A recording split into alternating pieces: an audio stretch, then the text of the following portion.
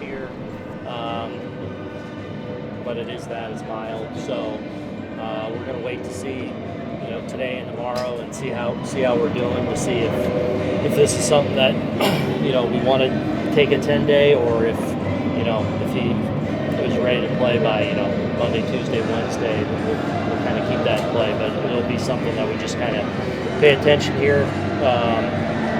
Probably want to make that decision one way or the other by Monday, because then we can backdate on the 10-day part of it. But right now we're just treating him day to day, and he's shown a lot of improvements here over the last 2 days. When you say improvements, what have you seen that leads you to believe that it could be on the shorter side as opposed to the longer side? I think just in the treatments he's been getting, we haven't been having him do, he hasn't done any baseball stuff or anything, although today he's like itching, he wants to hit and do everything, so we've kind of held him back from that. So we'll just kind of see where we're at, again, tomorrow and then into Monday. Understanding you never want to place a player on the injured list, but when you talk about a guy that's so important to your season, do you almost have to err on the side of caution? Yeah, like this is the big thing will be, like, obviously we don't want to get in a situation where we hurt something further or put ourselves in jeopardy any further. So we'll have to make that decision one way or the other. But right now we don't feel like we have to make that decision quite yet. Aaron, the way that he plays, does that factor in at all? I mean, you put him out there, let's say Tuesday, and there's a ball in the gap, and he's going to lay out and maybe land on the hip. No. The way he plays, no. The biggest thing is it going to be somewhere we think we're putting him at further risk? I mean, no. The game's going to be, I actually think he's gotten a lot better over the last couple of years at doing that, at being sliding straight into bases and stuff, and not sometimes doing the awkward dive or whatever. So I do feel like he's done a much better job, as I've talked to you guys a lot about. Excuse me.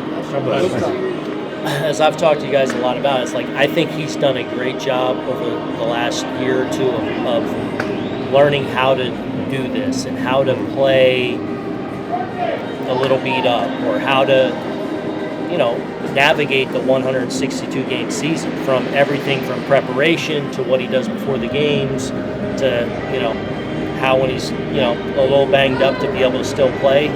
He knows how to do all that now, and I also think he's done a better job of while still playing hard and playing the game all out. Yeah. Like, I do feel like he's gotten better at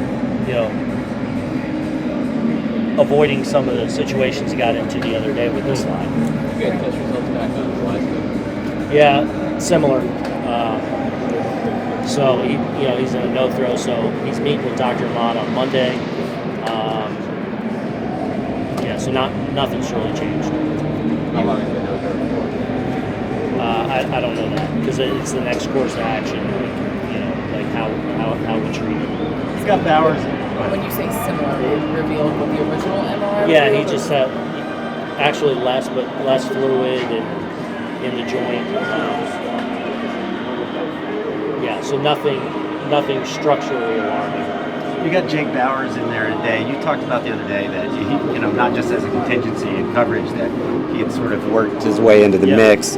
And he said he feels like he's just been kind of clear-headed mentally, and that's been, one of the reasons he's had so much success. Yeah, I didn't know Jake real well going into spring training, but getting to know him a little bit and talk to him in spring, that was a sense I got, like that there's been some growth there of how to navigate being a big leaguer, how to deal with successes and failures, and the pressures of the game, and social media, and all that. So I do think he's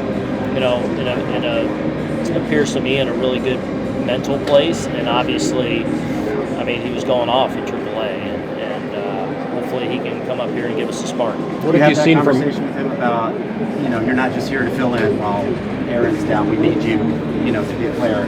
No, I mean, no, I don't think I need to have that. It's like, let's go. We're in the business of winning games, and we feel like he can help us do that. Aaron, what did you see from him defensively in the spring?